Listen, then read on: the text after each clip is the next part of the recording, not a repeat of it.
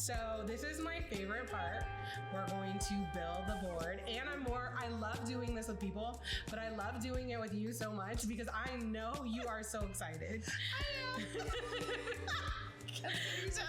When I was like, oh, I'm gonna ask Samona to be on my podcast, I literally was like, she can't say no. We're gonna make a cheese board. That brought me in. That was great. So the first thing we're gonna do is we're gonna start on the kiwis, and we're gonna make these into flowers. These are some gigantic kiwis.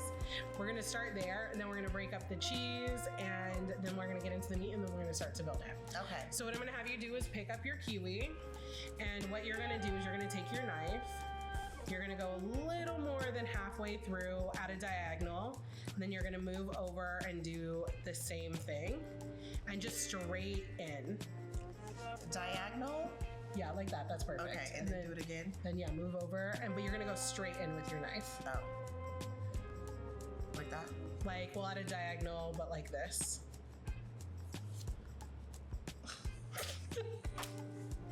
This is why I don't make chicken. It's okay. Then you're gonna move over and do it again. So do it the line diagonal. Yes. Oh, okay. And then move over and do it again. Also, we've done this a few times where we just pretend that the one that I made is yours. Okay. So okay. You're just gonna keep I think going. I'm doing them too fast. I mean, too long. Okay. I think you're okay. So then you're gonna connect the two. Oh, I did it wrong. Oh my gosh. Well, we'll see. It looks like a jack-o'-lantern. Well, it's kind of supposed to look like a jack-o'-lantern. I know, but with my long lines, I can't even. And then when you open it, it'll look like this. Oh, no, it won't. Okay, but I'll try. Oh my gosh, this is why we gotta pay for it. And then I didn't even do it in a part where, look at yours, is so even. What's happening? I don't know. Let me see. Wait, I didn't cut it long enough.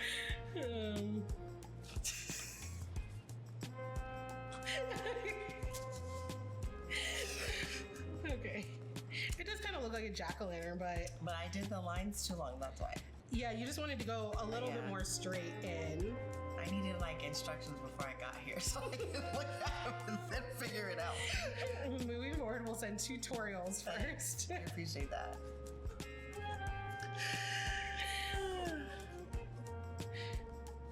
I just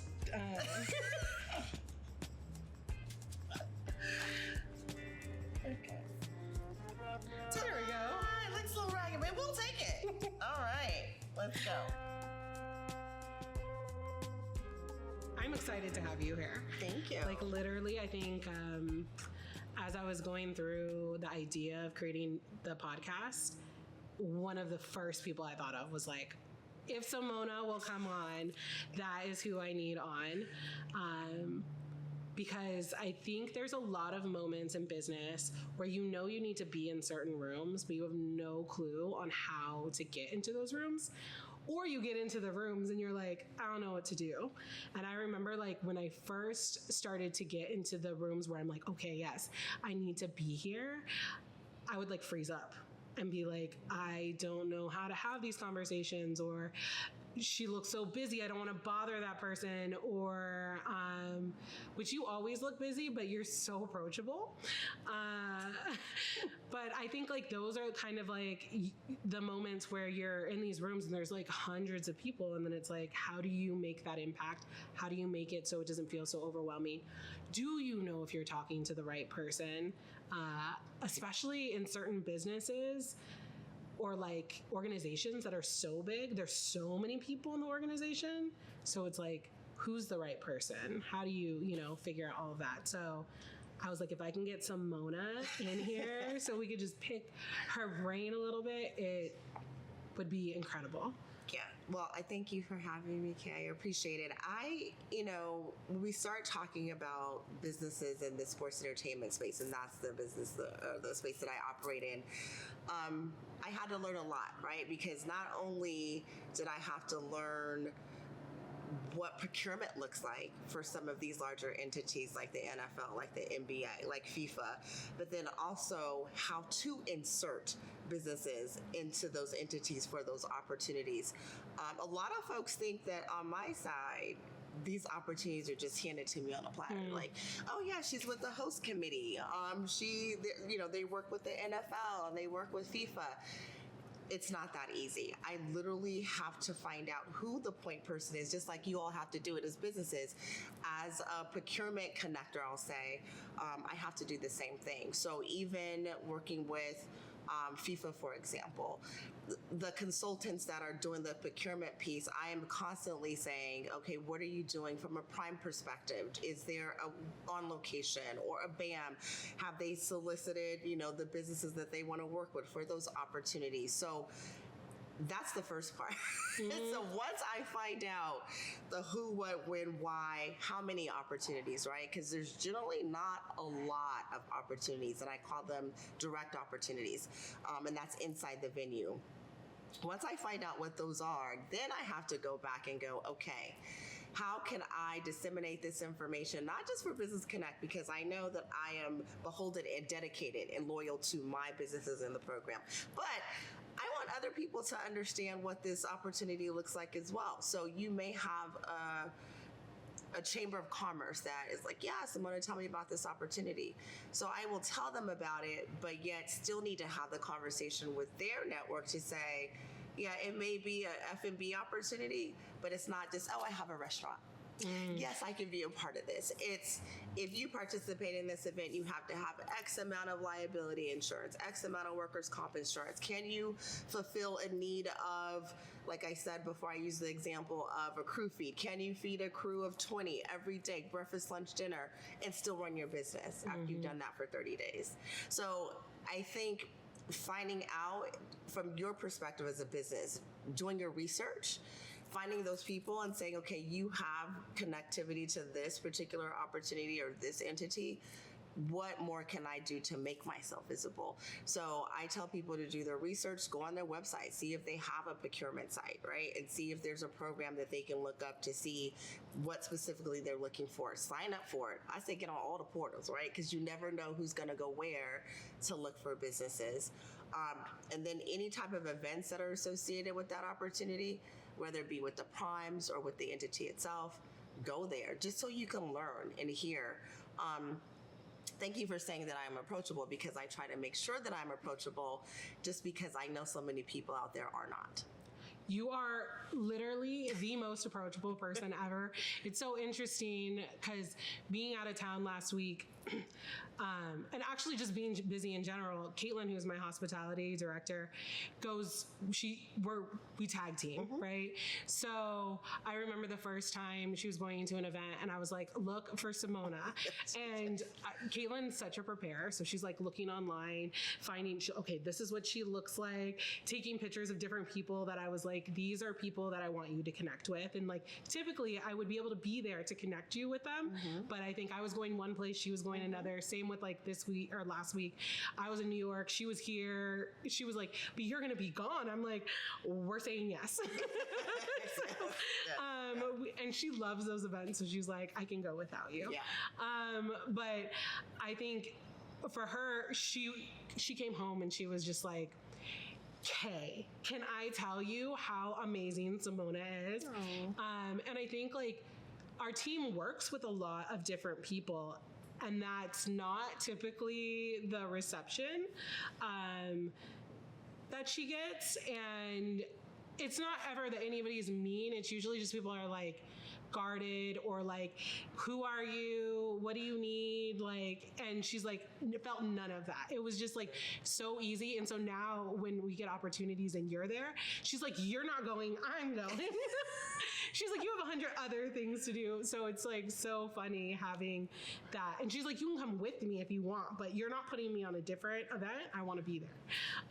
And that, I think that like for me as a business owner makes me feel so, like it makes my heart feel good, because my team's so important to me. And the number one thing that I tell all of my team is, if you ever feel uncomfortable, I don't want you to be in that situation. Right. Yeah. And so hearing from them, like, you stay home, I got this, it's also relieving for me for too. you. Yeah, for sure. So I appreciate that. And I know I'm not the only one who feels that way, because I hear it from all the other business owners too. Yeah. Let me tell you, that fills my cup up when I hear that, and I'm not going to get emotional, but it does, because again, people don't understand how challenging it is on the other side just to get the information to share with you all. And not everyone, I'm not going to say 1,000%, but 980. Yes. But it's just, so that gives me the energy that I need to continue to fight, to go, because I know how difficult it is for you all. I've had people in my family that have run small businesses. I've tried to do that. So I know the challenges. And then to try to get into another space where it's foreign to you, like it's just not a nonprofit, or, we're talking about bigger entities that are, saying they're giving small businesses opportunities. But again, what does that look like? And how can we, or I, Business Connect, LASCC, help prepare you all in the best way to put you in front of those people for those opportunities? So to me, visibility is key too. It doesn't always have to be a contract. For example, we did have an event recently where you all participated. Thank you. And just the people that come up, those are a lot of our corporate partners, right? So there may be someone that comes and goes, oh my gosh, you do this. We're having an event. And so just even that to me is like a win. And so to be in those spaces and to make sure that you all have an opportunity to get that visibility means a lot to me. So I am 1,000% committed to you all. Like, you're my babies, but yeah, you all. We feel it on this end. And I think like that's one of the things that you kind of touched on a little bit, is like, it takes a lot to get there. And so having my team feel comfortable to be there is incredible, because there's a lot happening on the back end that I have to do in order for us to be able to operate at that level. Yeah. And I think that a lot of times, and I see it even with just like the growth in our business, people are like, oh, this happened, you were on the news, that must have changed your business. And it's like, actually, no, not at all. Like, there are certain opportunities that don't, but it's like, we still have to do them, because visibility is really important to our business. All it takes is one person. I don't need 100 people to show up to my business. I need one right person to see that in order for us to get the growth that we need. But also, we don't want 100 people at one time too, if we're not ready to sustain that. So we have to be very strategic on the back end too, of what we say yes to and what we say no to, and also understanding what our capabilities are. Because the reality is, there are a lot of things that we can say yes to and we can do one time, but does that mean that we can sustain it and do it over and over again? And if we can do that, what does that look like? How does our business have to change? How does it have to operate? What pieces do I have to move around in order for us to be successful in different areas? And I think a lot of people don't even know about those things. Like, the amount of information I know about my insurance is insane. And being like, it's now when we look at something and it has all of these requirements. Okay, I know that we have this, and this, but we need to increase this here. What does, like, even printing out insurance for people, like getting a COI, I thought that's all you needed, until there's like, now there's all of these additional like amendments and little like things that we need. Oh, you need the paper that goes like this. Then I'm calling the insurance companies and teaching the insurance companies what we need. And they're like, oh, nobody's ever asked for that. Well, I guess we're your first client that's going to ask for that, which I also know is not true, but maybe it's the first time that person has dealt with it. So they now need to find somebody who can train them on getting the right paperwork. And I don't think people even understand, when I worked with, like, I wouldn't even say smaller businesses, but corporations that are used to working with small businesses, it's a little different as far as requirement goes. But I think that's one of the best things for our business, was we really grew with our vendors. Yeah. And so, starting working at PCC, for example, which is at like community college,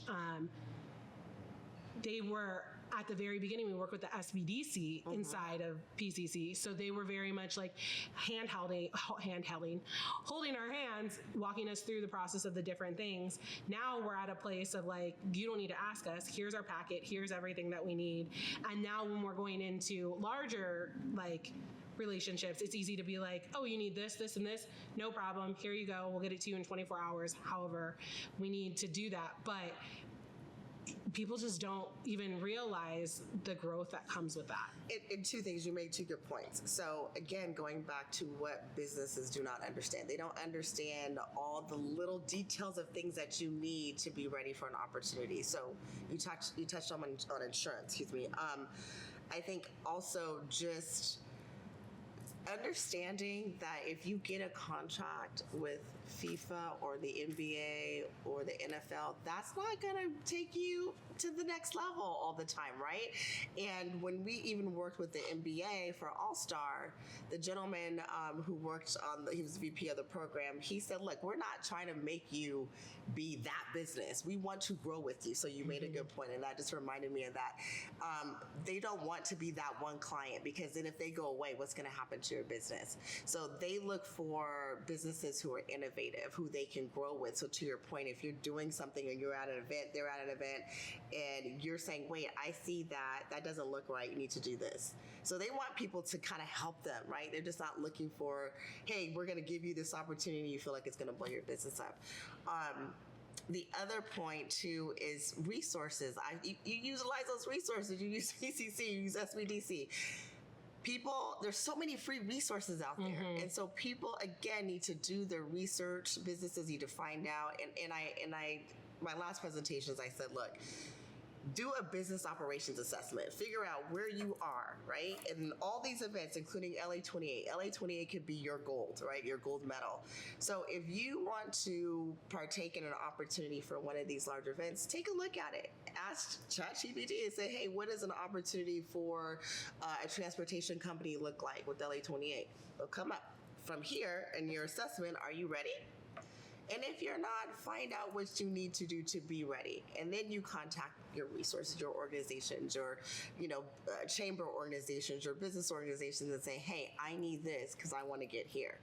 People don't do that. They go from here and they go, okay, I'm ready.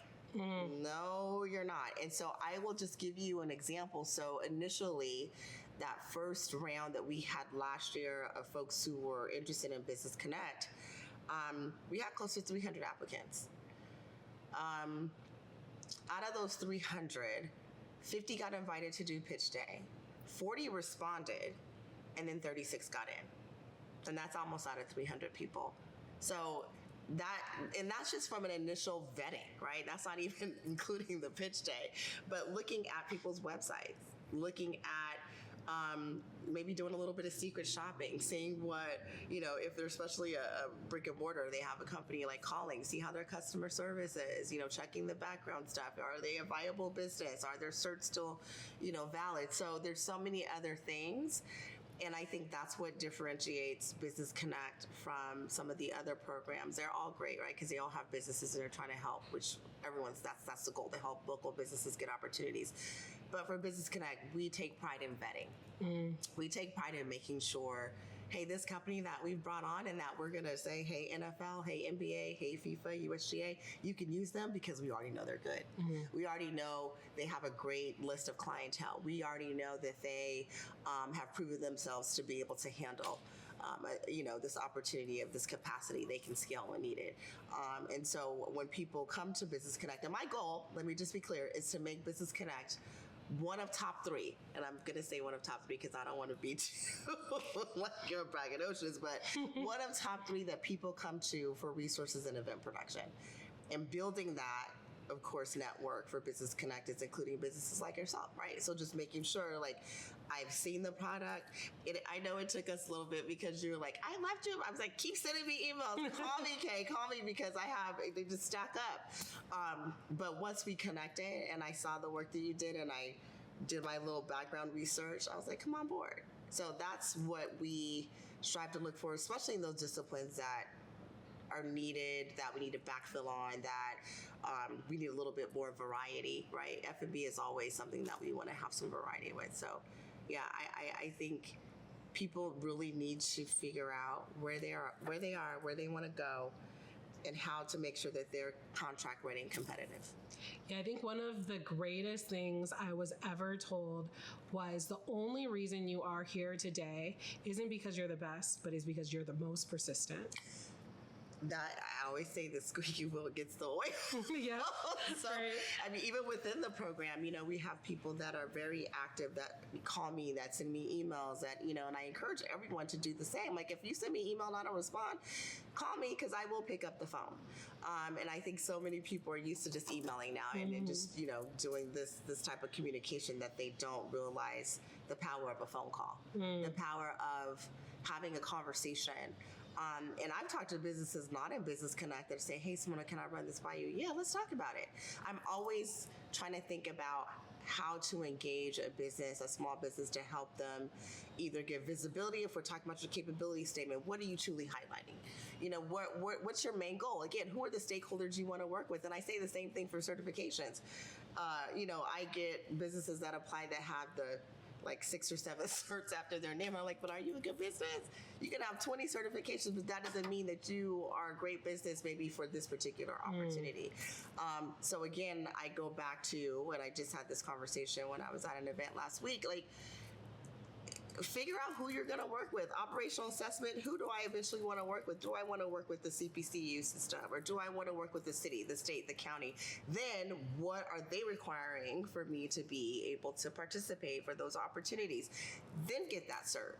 But to get it and then go, okay, waiting. I had one of our Business Connect suppliers, she participated in a couple events, and she said, I am involved in so many organizations, and I haven't had one opportunity, but I got with Business Connect, and you've already given me 2.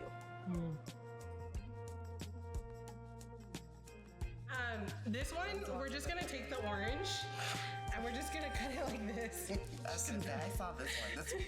I can't do this. All right, okay, there we go.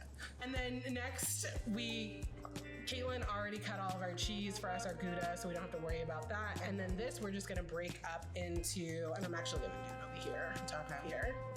We're just gonna break it into little blocks. Next, we're gonna make awesome little roses. Okay. So you're gonna take the salami and you're just gonna roll it. Perfect. Okay. And then you take the next one and you just put it on. Do the same thing. How many do you normally use when you do About 25. That's a big flour. It is a big flour. It's about 4 ounces of meat. And when you're building a cheese board, you wanna have about 2 ounces of cheese per person, 1 ounce of meat per person. So while we're doing this, what made you get into this?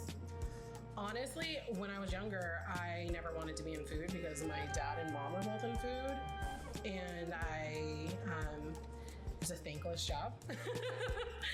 And I literally was like, I have no desire to do it. But what I do love doing is entertaining. Okay. So originally when we started STEMs, the whole concept of STEMs came from my mom, myself, and my grandma working together. I was a sommelier, so there's stems in wine. Yay. My mom was a caterer, so she used a lot of stems in her catering, and my grandma was a floral designer. Oh, perfect. So it was like stems in that sense. And I was like, we can totally teach hospitality classes. And we opened March 2020. 2 weeks later, everything shut down, so our in-person hospitality classes were like a no-go. So I started doing wine tastings online, and then people started asking for food to go along with the wine tastings. So I started making cheese board at my kitchen table, which is not okay, illegal. You can't do that. But during the pandemic, nobody was following the rules, and that's how I started. And then it turned into a full-on catering company. It was so much prettier, but I got it. No, yours is beautiful. So you just take it and then you open it up. Okay. Open it up a little bit. And I then just see. needed to blossom. Yeah. Yeah. So I My husband and I just went to New York. The first time he ever went to New York. I was like, is it everything you dreamed of? He's like, it's an interesting place to be. And I guess like after the snow, there was like tons of trash because the people who do snow also do trash. And my husband, being from like the South, the Midwest, he's like, I thought downtown LA was crazy. But we flew Delta, which I love Delta. Delta, if you're watching this, I'll be your influencer partner. You can give me free flights. But I think one of the number one things that we saw was that they were sponsoring LA 28, or they're the brand, national brand for all of the Olympians. And I literally was like, who do I need to contact? What do I need to do? And I think that also came from, you did a presentation at PCC about making your own opportunities and not sitting back and waiting for things to like fall into place. And for me, it was like, who do I need to talk to? How, even if it's like not doing something with them, I want to know what they're doing. So we know where we can position ourselves in order to create our own opportunities. Because I think that's a lot of things that people just, they kind of sit back, or they even look for opportunities to get hired, but there's so many opportunities to just, you can create the opportunity. And I think that piece of advice like sticks with me wherever I go now. So I'm not a huge, like going to networking events. There's so many procurement events coming up right now. And I feel like at this point I've been to enough, and they're all the same things over and over again. And I'm more in the space of like, how do we create the opportunities for ourselves, but also just like you give us opportunities. We know that there are people who we work with who don't have the same ability to do what we can. So if we create opportunities, they are able to work with us in order to help us execute incredible opportunities in order to eventually create their own opportunities. And so I think that's like one of the greatest things that I've learned from you was the importance of creating your own opportunities. Thank you for saying that. Look, like you said, you can't sit back and wait. And again, it goes back to a little bit, we were talking about the direct and indirect opportunities. So even with FIFA, there's a lot of indirect opportunities. So you have the venue, things happening there, probably with the host committee, but then also there's an opportunity for city council districts, bars, restaurants to have FIFA watch parties. We have our designated official FIFA fan zones taking place across the LA region. So instead of going, I wonder if Samona can, or I wonder if the host committee can give me an opportunity. I'm telling y'all, find out who your city council member is. Contact them and say, hey, are you having a FIFA watch party? Because this is how I can help. A lot of people go, well, I just want you to know that I do this and I'm in this. No, this is how I can help make your event successful. So when you say that, they're going, wait, okay, I may need this person. Give me your contact information, send me what you know, or send me your information. And so that's how I think indirect opportunities, of course, should be approached. To your point about all the procurement events happening, plenty, a lot. It's so interesting because my colleague from LA 28, we always laugh because we see, the logos on all of these events coming up. We're like, who's talking about what? What don't we know about? Businesses have to be strategic in attending these events. Find out who's going to be there. Find out what they're going to be talking about. And is it something that you've already heard before, right? If it is something, then you go, no, I don't need to be there. But if there's going to be a new person there, maybe from LA 28 talking about a different type of opportunity, that's always good to know. Or maybe you should consider going. Or find out, I don't know if there's a contact person that maybe there's like, hey, what type of people are going to be here? Because then on the business side, though, you may find someone that you can collaborate with. So even within Business Connect, like we have some event producers that may be working larger events. I encourage, without mandating, but I encourage them to utilize the folks that are within Business Connect. So if you may see someone that says, oh, this person also does what I do, and maybe there's a larger opportunity, you guys can work together. So again, thinking about your goals, what do you want to accomplish, the stakeholders you want to work with, And then these events, is it something that maybe I can meet another person that does work in the same space? Or is there someone else that I can meet there so then I can be strategic in my outreach? And again, to your point about being deliberate about saying, hey, this is how I can help you have a successful event. I think that's important. And a lot of businesses don't do that. They just don't do that. They don't take the lead on creating an opportunity for them. So yeah, great point that you made there. Yeah, I think sometimes it's hard. There's, for me, the bandwidth. And also I have to get used to, because I do so much social media, people know me, but I don't know them. And then like when I go to certain events, my goal is to, how do I grow my business? Well, that's also somebody else's goal, right? So I always, and I tell my team the same thing, because we have our hospitality director and then our event coordinator for neighbors and friends, and they're new to like, because I'm starting to realize as we grow, I can't go to all of the events. So they're like new to it and they're like, I'm overwhelmed. How do I like figure, like, how do I know what to do? And I'm like, my goal is always to find 2 people that I want to connect with. Also with that, knowing that there's going to be 2 people who probably want to connect with me. And so I need to be open to that too, because it's not just about feeding up, it's also about feeding down. And how do we work together and create an incredible ecosystem? And so for them, I'm like, at the end of the day, if you have a relationship with somebody, you go and you say, hey, like, it's so good to see you. Let's catch up. You can catch up with them later and find 2 new people that you want to start relationships with. And if you don't know when you're going to the event, like I always tell my team, we all work on vibes. So just watch people for a little bit around the room, see who's connecting with other people, see what their vibe is when they're connecting with people. Does it feel like something that we like, the way that we connect with people? Because sometimes you'll see somebody and you'll think, oh, I want to connect with that person. And then I'll sit back a little bit, because I always do. I see the way that they're connecting with other people and I'm like, never mind, not interested anymore. I'm going to move in a different way, because this isn't the way that I want to. It's kind of like that, you never want to meet your hero kind of thing, right? And I think at a lot of these events, sometimes you see things and you're just kind of like, oh, that's not how I would have dealt with it. And sometimes it's people have bad days, like, so I've been there, done that. But if that's the way you're moving today, that energy is not coming into my space. Exactly. But I think that is one of those things where I don't want to meet everybody in the room. And so sometimes I do hear from people who are like, I've been trying to get to like introduce myself to you, and I've tried for the last 3 times and you just seemed really busy. Like, you're actually like not that bad. And I'm like, no, it's just, I don't have a lot of bandwidth and I want to give everybody the attention they deserve. So if you're trying to meet me and I didn't get a chance to have that conversation, then just do it again. So kind of to your point of like, just call, just reach out, because the squeaky wheel does get the grease. And so there are certain people where I'm like, I have to remember that they're also busy. And so if I really want that connection, and then I'm going to continue to ask for the time. And I have to do the same thing on the other side.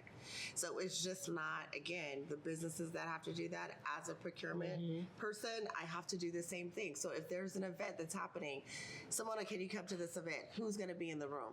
Is it someone that I can talk about Business Connect with and about all of our wonderful businesses? Like, if I'm just going, I can go to places and there can be, 40, 50 businesses there. They're going to say, I want to be a part of Business Connect, which is amazing. And again, fills my cup up, and I'm so appreciative of that. However, I need to find out some business. And that's another thing that people aren't thinking about. So you have all these procurement events, all these programs. They're saying, oh, we have so many things coming to Los Angeles. Realistically, when you think of the bigger events, there's FIFA, which is coming up very quickly. We're less than 100 days out. And then you have Super Bowl, which is next year. And then you have LA 28 and 28. After that, I mean, our team is probably working on some things, but other people don't know what they could be. So then what happens to all the programs? What happens to all the businesses that got excited about an opportunity? What happens next? And so that's why I am very intent. My mindset has shifted, to your point about when I go into these rooms. I need to be strategic about who I'm talking to and meeting, because my conversation now is about Business Connect. My conversation now is about, can you support this program? Do you have some events coming up we can get our people involved with? Or do you have any big events? So now it's shifted from, we have the NFL Source program, but hey, Rams, after this is over, how can we make sure we stay in contact? Hey, SoFi, hey, Chargers. So now I'm kind of expanding my outreach to make sure that I'm talking to the right people. And now I have a little bit of help. So now I get to ask them, to help me build my my business development toolkit, right? So yeah, let me know if there's events that are coming up that you think I should be a part of. LASCC, we have a huge network. So then now talking to internally my people to say, hey, can you guys help me identify the people that I need to talk to about opportunities? Even nonprofits. My prior life before doing this job, I know a lot of nonprofits. Hey, I know that you put on an annual event. How's your AV person working out for you? How's your caterer working for you? And then inserting Business Connect. And I always say, because my goal and my challenge at the same time is, how do I circumvent that? I already got a guy that does that. I got a florist. Try my florist. I got a florist. So to your point, yes, being strategic about outreach, about connecting. Again, open to folks that need that additional, like I said, I can have a conversation with anyone that has a business. If I can help them in any way, if I give them one little piece of nugget, again, fills my cup up. And then I want them to walk away feeling, yeah, oh my God, I talked to her and she didn't give me anything. No, she gave me some ideas that at least I can walk away with. And my word for this year is intentional, both personally and professionally. So any conversations, whether it be of course, my loyalty again to the Business Connect suppliers, but any conversation that I have with businesses, I want to be intentional in that conversation to make sure, again, that they walk away with something that would help. Absolutely. There we go. That's so cool, though. Yeah. Okay. So, and I had a baby strapped to me. I had just had my daughter. So I was teaching wine classes, with her strapped to me via Zoom. And, yeah, she's my little foodie baby. One of her first words was prosciutto. So these are falling apart. Yes. So we're going to take the prosciutto and just fold it in half. Hopefully it doesn't fall apart, but it is. It is. So actually what we're going to do is we're just going to kind of leave these to the side, and we're not going to do anything with them. We're going to make them look pretty once we put them on the board, because these are not good prosciuttos. When you fold them, do you just fold them a bunch of times and then an airplane usually, and then a fan? All right. Yeah. But that's not happening right now. We can. That's like a fan? Okay. After the kiwi, I think we can just... Okay. Yeah, that's I can't. I'm not gonna really do that. There's so many different things that come to mind once you get the job, right? Of I know on the back end for me, it's okay, I said yes to this. Mm-hmm. Now how are we going to do it? How is execution going to happen? Smaller events, it's usually fairly simple. But there are some of those events where it's we have 5,000 boxes to make next week, and we need to order supplies, we need to do this, and we need to find about 10 people who are actually super skilled at doing this in some capacity and make it happen. Every single time we've been able to figure it out because we have incredible relationships and networks. And I think talking to that point of now we're in a space of we know what to do when the next thing happens, but there are a lot of people who get that first job and it's or even the second or even the third job, but it's a little bit bigger than the one before. And it's how do we execute this? How do we know what to do and all of those things? So it's definitely one of those those learning lessons of for scaling. Mm-hmm. But then also there's those moments of you expect an event to be this is it. And I remember when I first started, it was oh, I just need one event. And now I'm in this space of I don't want just one event. I don't want that one event to be the end all. I want continuous relationships with people. I want to make sure that if an event doesn't hit, which has happened in the past, how do we continue that relationship? because a lot of times those relationships are still very viable and very important. And we had an event that came up recently, and the event didn't hit the way that it should have. And there were a lot of vendors that were really upset. And I remember with my team just being like, we're not going to be the vendor that's really upset. We're going to chalk this up to a learning lesson.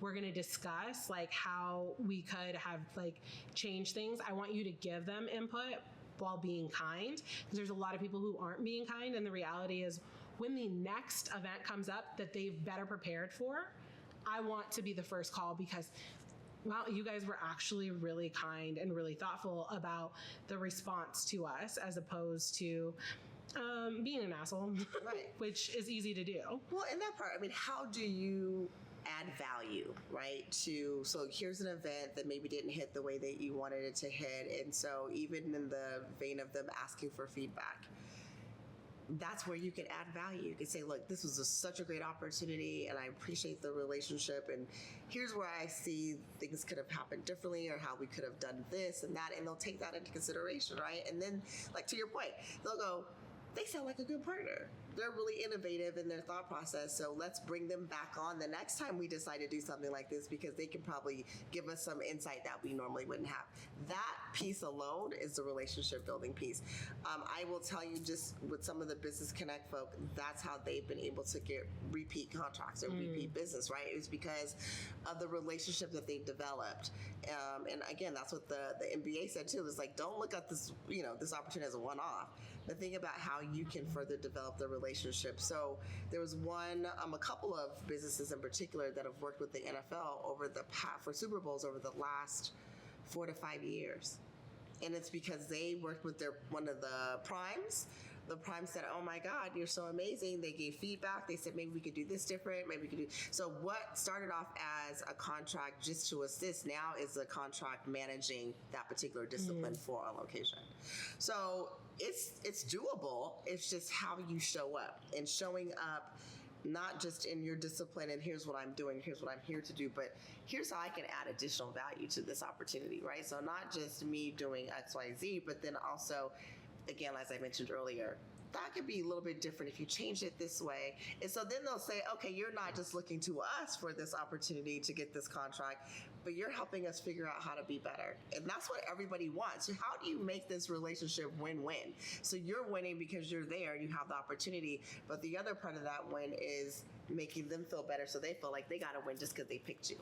So I think when you talk about relationships, that is a huge piece of opportunities, repeat opportunities, and continuing that relationship so they do think about you. And they may even say, hey, Kay, I know that you gave us feedback on this particular piece, but what do you think about this? Can we bring you on as a thought partner? And then maybe you can help us figure out the F&B piece of this and what it should look like for this next event moving forward. So again, not only thinking about the opportunity, but think about how you can add value, so then they can always think about you and want you on board. Like when I first started my business, it was a lot of like, oh, this person hires us, we go and do a job, and then we bounce, right? And I remember I was in a cohort. I'm obsessed with accelerators and learning. Like if I can be in one all the time, I would. I loved college, and not because I partied like crazy, which I did to an extent, intentionally partied. But I feel like I always want to learn. I always want to know more. But there was a speaker, his name was Rob Ryan, and he literally talked about like networking instead. And it's all about relationship. And I think also from like my perspective of, I've had so many people who've mentored and given me advice and all of that, is like, I want to give back too. And I think also becoming a mentor, realizing like, I'm not just giving, my mentees also made me kind of change the way I am with like our partners, as when something happens or when something like there's an event that goes on, if there's any value that I can give, I want to be able to also give it back, right? Yeah. And so a lot of times it now becomes like, okay, this event was good, but like, I'm excited about it. I want to do it next year. Here's some things we can do next year. And we even teach our team this in Neighbors and Friends. So when somebody comes into the cafe and they're going to leave, we never say bye. We always say see you next time. Yeah. And that's been like the number one thing for us is like, we want to know that we're going to continue that relationship. And so what does that look like? And how do we really nurture it? Because if I have to spend most of my life working, which I do, I want to do with people I like. And I think that's part, when you do things together, it creates this like amazing synergy. And I love the F&B part because that's what we do, but I also love the other little things. So if it's something as simple as like, hey, there's no itinerary or run of show, you know, we're 2 days out, maybe that's something you guys should do instead of waiting and then it not coming, or thinking that they know what they're doing, because sometimes it's also their first run.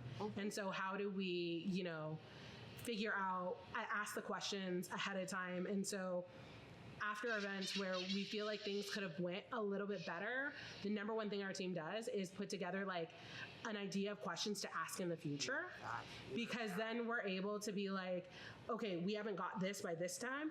Let's start asking these questions, because then on their end, it gives them time to also, oh, wait, what's a run of show? Because we've gotten that from people before, like event coordinators who are like, what's a run of show? I've never heard of that before.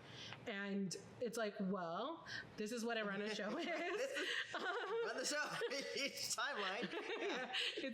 It's really important. And sometimes you have, you know, different aspects that we only know, and then different aspects that other people know based on like what's going on in the event. But those are like questions that my team knows to ask 10 days out. So if there's no run of show 10 days out, then that person either needs to learn what a run of show is, or they're working on it and they'll get it to us, or whatever it may be. But you talking about that, you're being intentional, you're being mindful, you're being thoughtful, right, in those processes. And I think that's a lot of great foundational work to build relationships to keep those opportunities coming, right? So even when you do get an opportunity, it works out well, you get picked again, the next thing that people should think about is, like you said, how do you bring someone up? How do you put that hand out to bring someone up to the same level? And I think when folks do that, it comes back to them 100 times fold, right? And I want people to understand, again, that even if you do get this big opportunity, right, to participate in one of these, we'll just say sports entertainment events, it may be that one time, but that doesn't negate you as a great business, right? But you have gotten some visibility, you've made some connections, and maybe other partners have been able to see your work. And so I don't want people to discount that as well, because I know you think, oh yeah, there's an opportunity, I got it, it's great, I can scale, I have capacity, I have this relationship now, they pick me again. But at some point that may stop because they have to give someone else an opportunity. So how can you then still continue to add value, whether it be to the event, to the entity? But I think that goes back to being intentional in your outreach and your contacts and your relationship building practices. So then they always know they can come back to you. So I think that's super important when you're thinking about before the opportunity, while you're building the relationship during the opportunity, and then after. Well, I think it's so funny because people, and I'm going to point out Via Tacos in this right now. People are like, oh, like they just got this opportunity and it changed their whole business. And it's like, Via Tacos has been showing up. Right. They've been showing up for their community. Exactly. They've been showing up for themselves. They've been doing this. They have partners because they've been doing the work. So yes, they had a huge opportunity and it did help their business, but that's because they were ready for it. Yep, exactly. If they weren't ready for it, it wouldn't have been given to them to get to that space. And so every time I like hear it from people, I'm just like, whatever.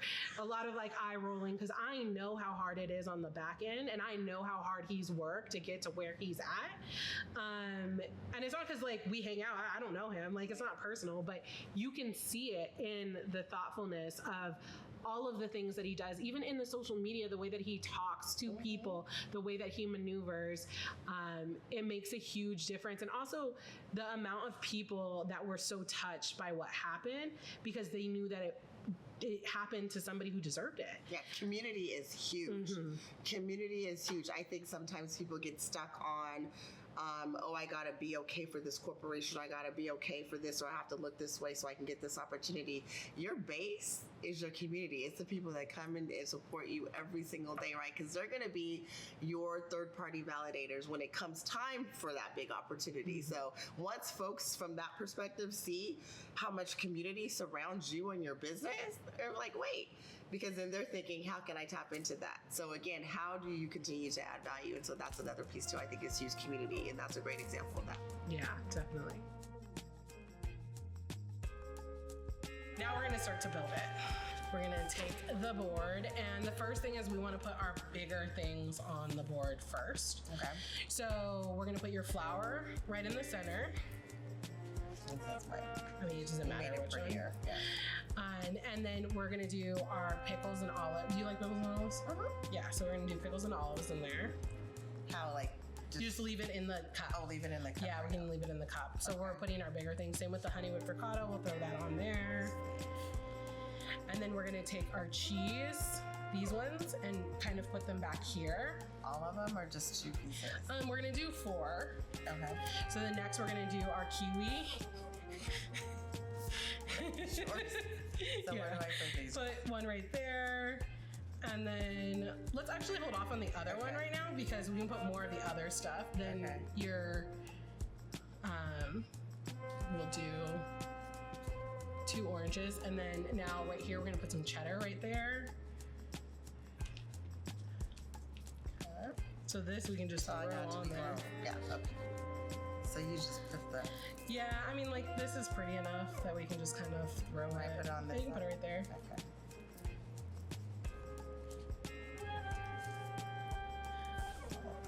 I mean, even when it's not doing what it's supposed to be doing, we can still make it look somewhat artistic. It's a little bit of a more rustic board. So what is the primary goal when I am creating this? I mean, of course, it's going to be appetizing because of all the good things in it, but like what? Creating symmetry. So a little bit of everything in different spots. The other thing that I really like to do is if I do it on one side, I like to do it on the other because I'm very like intentional. Like this is my side and this is your side. Like I'm that person when we go out to a restaurant and we order an appetizer and there's 4 of us and there's 4 pieces. That means everybody gets 1 and there's that one person who takes 2. I'd be side-eyeing them. Like, did you count 1, 2, 3, 4? There's 4 of us. 4 things. Like literally you did not think about anybody else here. So then next we're gonna add our berries. So when it comes to like blackberries, I like to add a couple in different places. So like we'll do some over here. We can do a couple right there. And then we'll do some like right over here. Just perfect. Okay. And then next to those, I add our raspberries. And I like to do them like right next to my blackberries. So would it be color on this side or would it be? Yeah, right there is perfect. And you can kind of play around with it. The great thing about when you're building a board is like nothing's permanent. So you can move stuff around as you please and put it kind of where you want it to go. And then the blueberries, I like to put them on top of my blackberries because it's a little bit of a different dimension, right? So you have like different textures on top of different textures. I don't know if I can understand. Yeah. And then with the strawberries, we're actually gonna cut these in half too. Because again, you want that different like color and texture. So right there. Side. Perfect.